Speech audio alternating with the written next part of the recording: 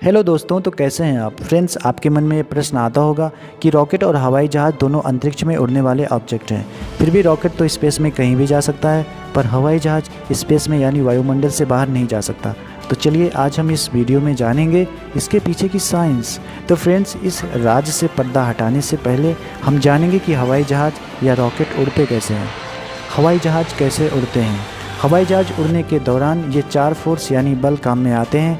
पहला है थ्रस्ट, दूसरा ड्रैग, तीसरा वेट और चौथा है लिफ्ट। हवाई जहाज़ के दोनों पंखों पर इंजन्स लगे होते हैं। इन्हीं इंजन्स के जरिए थ्रस्ट पैदा की जाती है। ये इंजन्स हवा को कंप्रेस करके पीछे धकेलता है और न्यूटन्स के थर्ड लॉ ऑफ मोशन यानी क्रिया प्रतिक्रिया के हिसाब से पीछे जाती हुई हवा इंजन्स को आगे की तरफ धक्का देती है, जिसे थ्रस्ट कहते हैं। फ्रेंड्स, हवा में जब कोई ऑब्जेक्ट उड़ती है या चलती है तो हवा इस ऑब्जेक्ट का विरोध करती है, जिसे हम ड्रैग फोर्स कहते हैं। पर थ्रस्ट फोर्स ड्रैग फोर्स से ज़्यादा होने के कारण हवाई जहाज़ आगे बढ़ती है, अर्थात थ्रस्ट हवाई जहाज़ को आगे बढ़ने में योगदान देता है।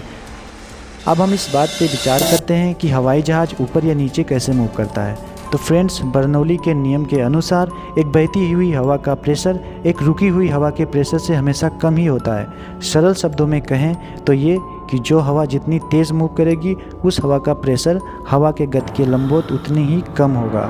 हवाई जहाज़ के ऊपरी परत को घुमावदार बनाया जाता है, जबकि पर की निचली परत बिल्कुल समतल यानी कि प्लेन रखी जाती है।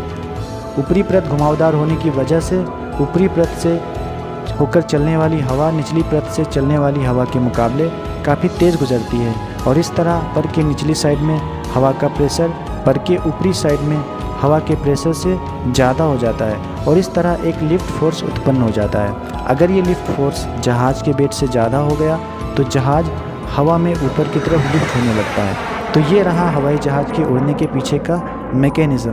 पर रॉकेट की बात करें तो रॉकेट में फ्यूल को जलाकर गैस उत्पन्न की जाती है। ये गैस बहुत तेज़ी से रॉकेट के निचले सिरे से बहुत तेज़ी से निकलती है, और यहाँ काम करता है न्यूटन्स का क्रिया प्रतिक्रिया। जब गैस रॉकेट से बाहर निकलती है तो गैस भी रॉकेट पर एक बल लगाती है, जिसकी दिशा गैस के गति की दिशा के विपरीत लगता है, और इस तरह रॉकेट ऊपर की तरफ लिफ्ट हो जाता है। तो दोस्तों, जैसा आप देख सकते हैं कि हवाई जहाज़ के उड़ने के पीछे एटमॉस्फेयर में उपस्थित हवाओं का पूरा हाथ है। इसीलिए हवाई जहाज़ वायुमंडल जहां तक फैला है वहीं तक उड़ सकता है, जबकि रॉकेट का हवा से कोई लेना देना नहीं होता, क्योंकि रॉकेट के फ्यूल को बर्न करके निकलने वाली गैस से थ्रस्ट मिलता है। इसीलिए रॉकेट अंतरिक्ष में यानी कि स्पेस में कहीं भी जा सकता है, जबकि हवाई जहाज़ वहीं तक जा सकता है जहाँ तक हमारा एटमॉस्फेयर है। तो बस यहीं तक। अगर वीडियो अच्छा लगे तो शेयर ज़रूर करना। जय हिंद, थैंक यू।